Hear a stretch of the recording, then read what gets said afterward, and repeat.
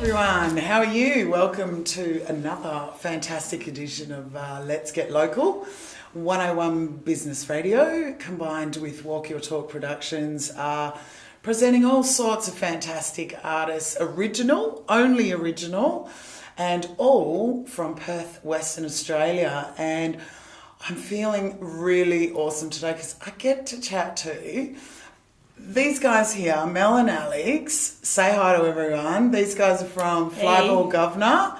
How are you guys going today? Yeah, really well. Really Great. well. Really good to see you. Thanks for coming in to have a chat to us and tell us all about what's going on. And Well, thanks for having us. yeah, no worries. It's been a little while since we've caught up, but good to be getting you in the chairs, and now I can throw some questions at you and Bring it have a bit on. of a chat. Bring it on, she reckons. So it has been a little while since I've seen you guys play. How's everything going, and how's Flyball Gov'nor as the band going? What's been happening? We've been really busy with developing our album, so we're releasing that. Fingers crossed in October. Okay. It's been a bit of a project because we've recorded all ourselves. So as anyone who records or does anything DIY, there's always a bit of trial and error, and especially when you're doing it as we are at home. It means that we could just keep going forever. Of course, yeah. And we even re-recorded the single that we released last time we came in was for our single. Okay. So we kept developing that song as you do, and decided, let's do it. Let's re-record So it. we've got a fresh version of that for you today. Awesome, because we have touched on a lot of recording conversations with artists throughout these interviews, and a lot of people don't realise, how much time in the studio it takes to produce just one song, let alone a whole album. But you guys have taken it to the next level. You've created your own home recording studio, so you don't have to pay anyone $160 an hour. Yeah. And you don't have to even get in the car. That is awesome. Yeah. So whose bedroom did you have to get up? Who lost a bedroom?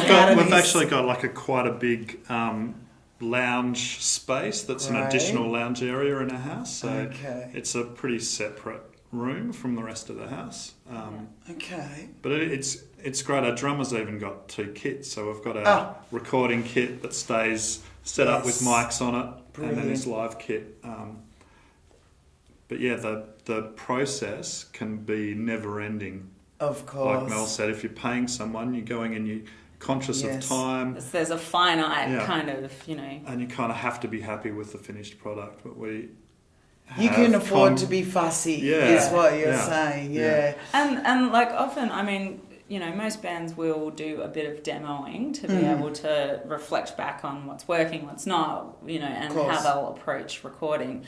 And it's kind of like we sort of took demoing to the extreme level because, as we mentioned with the single that we released last year, upon reflecting back on that, we realised there was some room for vocal harmonies and little additional guitar lines. So we've sort of, it has allowed us to do extreme DIY demos. That's really cool. Which hopefully will mean that by the time the whole album is recorded, we'll have a whole heap of fruit in there that isn't in our live performances. So it's it takes it that studio step further, rather than it just being a document of what you do live. And so how many songs are you aiming to have on the actual album? We've got 9 songs on the album. Wow. I say 9.5 because one of our songs has got kind of an intro bit that could be got a separated kooky into intro, a separate song. Right, okay. Because, you guys are very funky, sort of alternative style a bit as well. And I you've think got we're getting a bit more into the heavier spectrum of that funky jazziness. Cool. Especially with Cam, who is the most recent addition, our drummer. He's kind of leveled us up and let us have a bit more freedom. Mel's getting a bit of screamo happening, a bit of throatiness, which is a bit of throatiness. Yeah, it's nice. Terrifying. I think it's one of my. It's going to scare you a lot. My favourite element of a live performance now is when Mel first pulls out her screamo.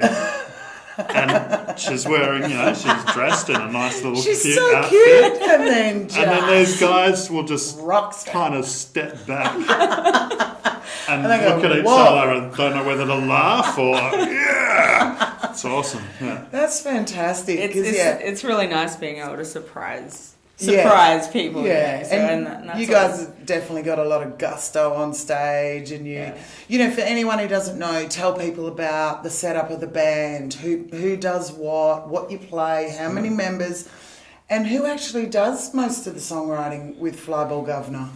Well, we're actually in a bit of a transition period. So Cam's been with us for probably close to 2 years now. Mm-hmm. He's our drummer. Okay. He's our beats genius. Yeah. Dave Stewart, not the Dave Stewart from the Eurythmics. I was just saying. He's on guitar, but he's just opened a cafe in Maylands. He's been running that for just over a year now. Yeah.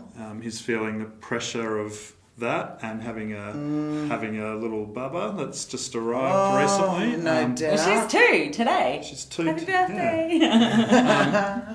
So he's kind of had to step back. Yeah. So we've got a fill-in guitarist, Chris Gardner, known as Spanish from Transnational Crash. Yes, I know Chris. True Neutral and Just Numbers. Yes. Okay. So he's already in a lot of bands. He'd love to be a permanent member, but he just can't swing it. So he's filling in for us. So he gets around. He's a bit of a tart. And then what do you play? I play the bass. Bass? Slap at the bass. Okay, now I have seen you play the upright bass, and I saw a case out the front just now. So you guys are going to get some upright bass today. That's going to be a real treat. Just be careful what you say, because you'd fit in that case. yeah. Zip. And so what do you do, Mel? What's your So I write the words and sing them. I also probably do a lot of the Franken-songing in the band. So if there's like parts of, licks that we've been messing around with or little kernels of an idea, it'll usually be something that I will work with to, bring that into a composition. But, that part of it is always a workshop thing with the whole band as well. I don't sort of come back and go, guys, here's all the information to make this song. And so like we do enjoy that collaborative. We're lucky in that we get to enjoy that collaborative sort of aspect. So do you guys work together with the songwriting? Is it really mainly just you, and then it gets put on the table and everyone gets their input or suggestive? We're very improv. Like a lot of what happens with our songs happens because we just get loose and improv stuff, and then it'll be like that hook was really great, and and then I'll be like, that'll be a good key to transition to out of that other part that we popped up in a jam a few weeks ago. And so you kind of patchwork, quilting it a bit in the sense of songwriting. So I call it Franken-song. Yeah, okay. And it keeps it a really organic process as well. Right, yeah. The songs develop themselves, and it's not so rigidized in that sense of, having your basic structure of a song, I guess. And just having to stick to the same thing all the time. It's kind of like flavors. Like I like comparing it to, you can cook a piece of meat and some vegetables, and that's going to be fine, and it's all the pieces are there. Yeah. But then it's like, it'll tell you what else it needs to really. Did you tenderize the meat? Yeah, or did you add garlic to the it's vegetables? like, does it need chili? Yes. Like, should that chili make you cry? So it's kind of we rely on the song informing us. Oh, that's really cool. From that sort of perspective, and we're really lucky that between Cam, Alex and I, as the core sort of development team, like it does seem to come quite naturally for us to. That's really good. Yeah, to ask that question, like, what else does it need? And that's fantastic. Yeah. Great. So, where can people find you guys if they've never heard of you before?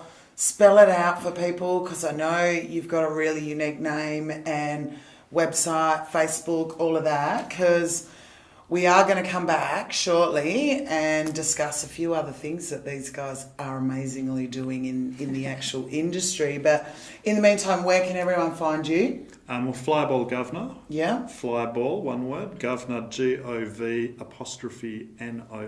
Right. We're on Facebook, Spotify, iTunes. We've got our new video clip up both on Facebook and YouTube. Video clips. And Instagram. Awesome. Come hang out with us Instagram. on Instagram. Yeah, fantastic. We love Insta. All right, well, really looking forward to coming back and having a chat to you guys, and then you're going to play us a couple of songs. We're going to have the first ever upright double bass in this studio. Do not go anywhere. Stick with Let's Get Local, and we will be back real soon.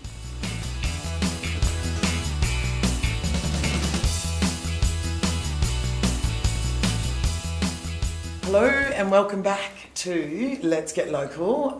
You may have just watched before that we're here with Flyball Gov'nor, fantastic local Perth band.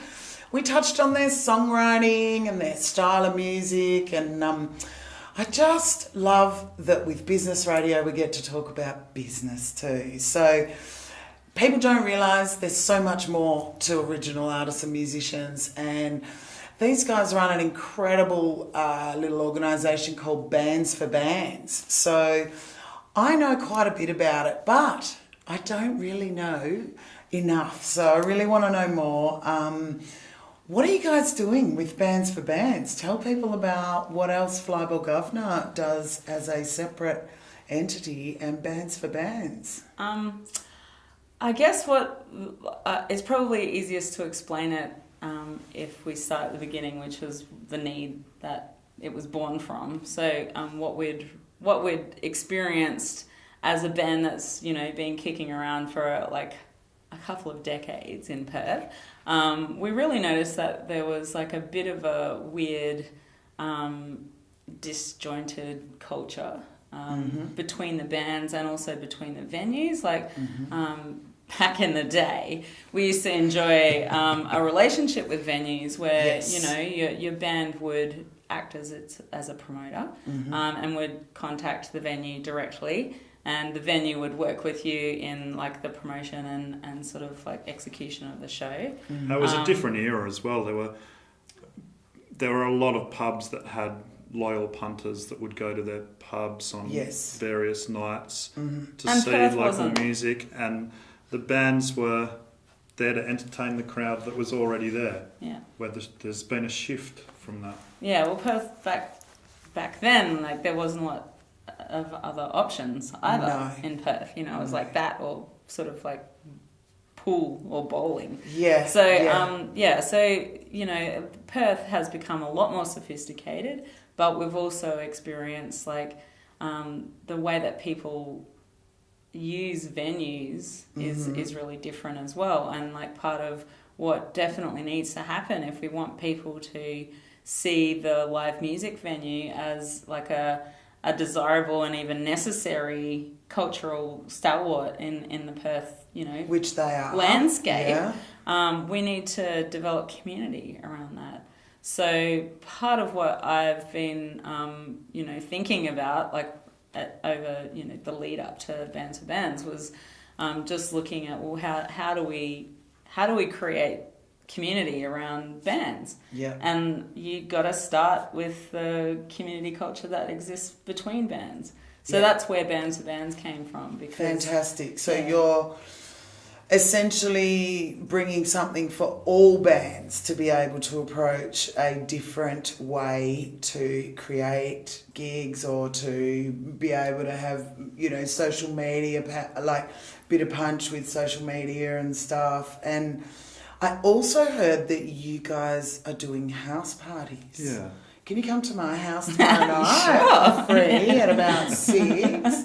That'd be awesome. But I saw some of the like great stuff you guys have been doing on Facebook and that with Bands for Bands. And how has the reaction been for the house parties? Because great. I just imagine that'd be great. Great. Bands feel like they have a more connected experience. Mm-hmm. The audience feels like they have a more connected experience. Right. It's lovely taking that that environment that the pub can bring out of it, and it is a party. It's a house. It's a house. People can bring. And it's that community feel you were just talking about, isn't it, Mel? Yeah. So people are like having rad chats around the barbecue, and bands really getting to know each other like as individual people and connecting with other ways that they can support each other as artists. So these guys played at our last one, the Hot Spell. Okay, the Hot Spell. Made good friends with them. Yeah. So we've got a few rules within putting on a Bands for Bands show. Mm-hmm. The first one is that the bands that play on the lineup for that show need to have not played lineups together or very often, and certainly not, the repeat of, because we're trying to get away from everybody sticking within their own little cliques. So, that's a really important part of that diversity underpinning, but also like gender diversity is important as well.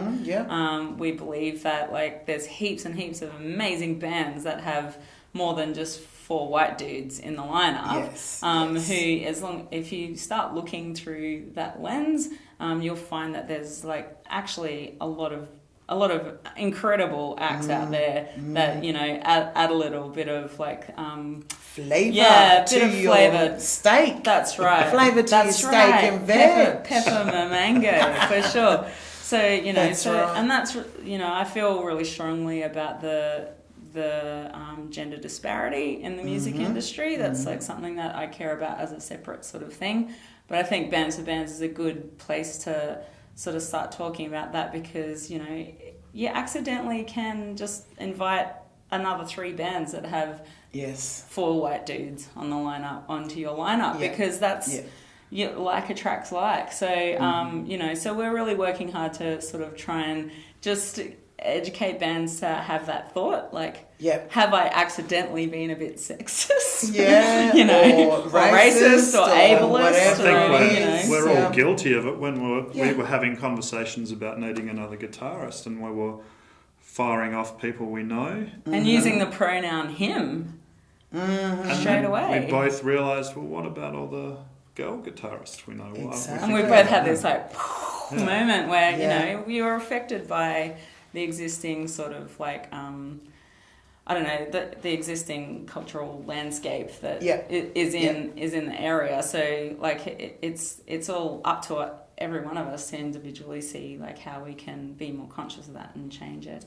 And the other part that's like really important is that it's that the event, the Bands for Bands event, make sure that it's also like quite family friendly, because we find that the other thing that happens that cuts people out of enjoying live original music is that there's it's very alcohol centric or drug centric, but like that then makes it really hard for you to bring your kids. It does. So so there's like food, part of how we approach that then is that we have food is provided throughout the day, like proper food, like actual hot meals. And not sausage rolls. So you've got steak and veggies there? Well, we had awesome. We had delicious vegan options, and then delicious, we had a huge big bolognese, like a big mama's kitchen bolognese, freshly cooked bolognese.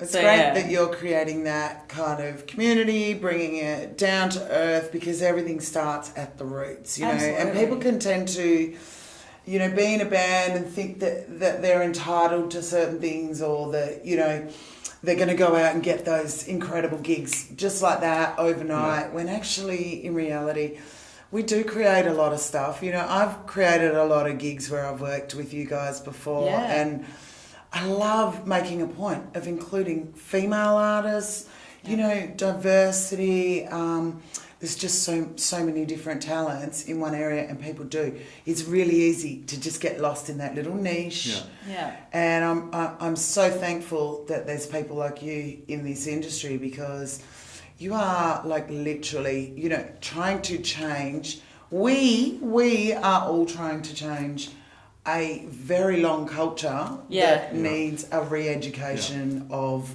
people. People are not that dumb that they just want to hear cover songs all night anymore. Grant the public some intelligence, you know, and I love that you're doing that directly. And then going to people's houses, like I say, I'll probably be able to round up about 20 mates tomorrow, but I'd really love for you guys to make sure that, you know, everyone out there, you know, embrace this kind of attitude in this industry and create a house party, create something different for people to enjoy and connect to music with. You don't need permission from the existing infrastructure to get your music out there and connect with audiences and other bands.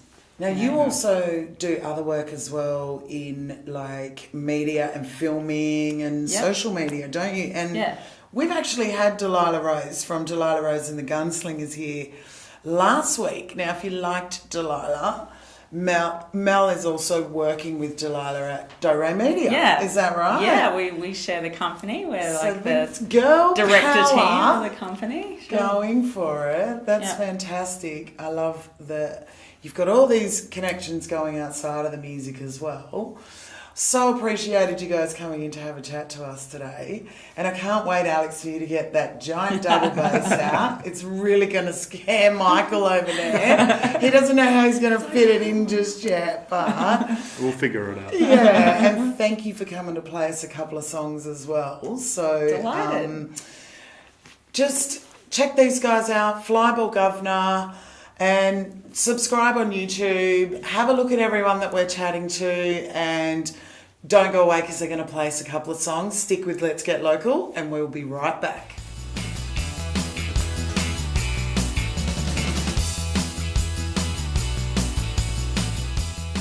Oh, hey, we're Flyball Gov'nor. I'm Mel, this is Alex. This is our upright bass that we never play live with, so you're in for a special treat today. The first song that we're going to do for you today is called Golden Slipper. It will be on our Everything All the Time album, which is coming up hopefully soon. You'll be able to get links to where that is from our website and also from our Facebook page.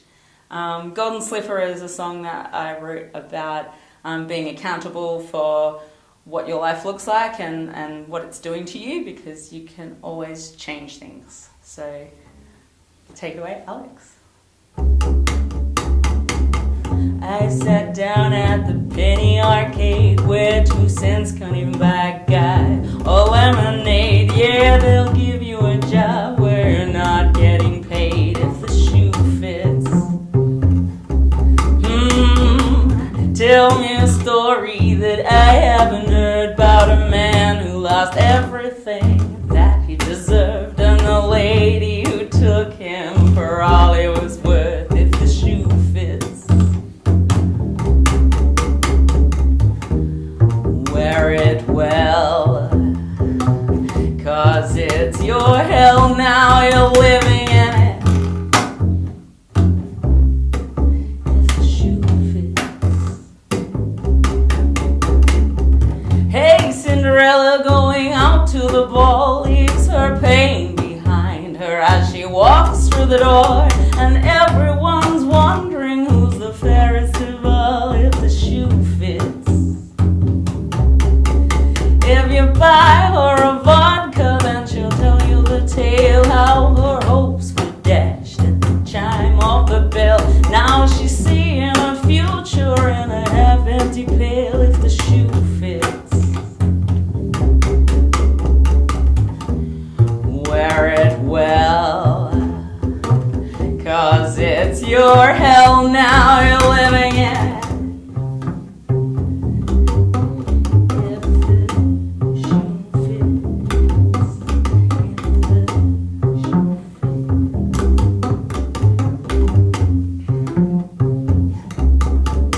Oh, lend me a reason, I'll spin you a rhyme about that fellow